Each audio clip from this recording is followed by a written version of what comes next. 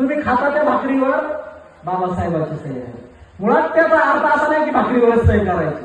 म्हणजे तुम्हाला जे आज मिळत आहे, तुम्ही जे आज जीवन जगत आहात, तुम्हाला जे हक्क अधिकार वैभव आलं, हे बाबासाहेबांच्या त्यागातून त्यांनी दिलं, त्यांच्या सहीनं झालं म्हणून ते आज आलं.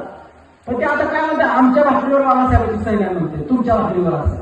मुळात बाबासाहेबांचा संघर्ष 11 पगड जाती, 12 बलुतेदार, 18 अलुतेदार, या गावातली, या देशातल्या सगळ्या स्त्रिया, या देशातल्या सगळ्या बहुजनांना हक्क अधिकार देणारे बाबासाहेब एका सहीनिशी या देशातली हजारो वर्षाची गुलामी उलटवून टाकतात आणि त्या प्रत्येकाला माणूस करतात. त्या आधीचा प्रत्येक जण गुलाम होता, तिथल्या प्रत्येकाला गुलामीचं जीणं होतं, तिथल्या प्रत्येकाला एका सहीने बाबासाहेब माणसात आणतात. आणि त्या एससीतल्या प्रत्येकाला तरी माहितच असलं पाहिजे, एससी एसटी ओबीसी तिथल्या प्रत्येक महिलेला हे माहित असलं पाहिजे, त्या सहीची किमया न्यारी आहे जिनं इथल्या प्रत्येकाला माणसात आणलेला आहे.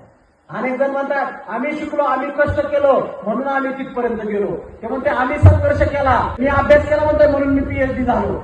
अरे हजारो वर्ष तुझा बाप, तुझा पंजा आजा, तुझ्या पिढ्यानपिढ्या कष्ट करत होते, पण त्याच्या कष्टाला किंमत नव्हती. तुमच्या पिढ्याच्या कष्टाला किंमत प्राप्त करून देणारा बाप माणूस म्हणजे डॉक्टर बाबासाहेब आंबेडकर. आणि म्हणून त्याच्या सहीनं तुम्हाला माणूस पण आलं, तुमच्या कष्टाला किंमत आली, तुमच्या सर्टिफिकेटवरच्या गुणांना किंमत प्राप्त झाली, ती बाबासाहेबांनी दिलेल्या रिझर्वेशन मधून. आणि म्हणून तुम्ही आज माणूस म्हणून जगू शकता, म्हणून तुम्ही आज पदावर जाऊ शकता, म्हणून तुम्हाला हक्क अधिकार मिळाले. हे त्या एका जातीला नाही तर एससी एसटी ओबीसीच्या प्रत्येक माणसाला हक्क अधिकार बाबासाहेब मिळवून देतात.